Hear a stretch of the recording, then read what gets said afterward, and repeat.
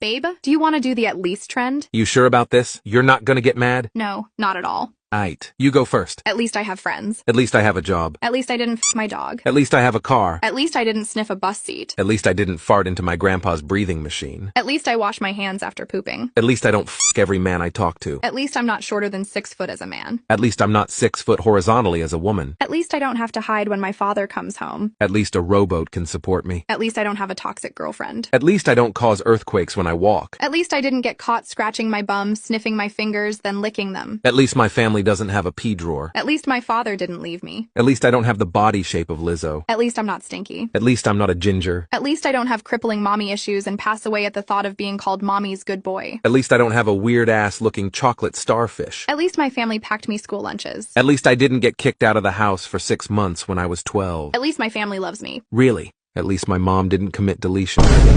At least my father didn't go back to rehab 4 times, and each time he'd promise me that he would get better. At least my older siblings didn't have to take care of me my whole life. At least I didn't have a broken childhood. Hello? It's your turn, by the way.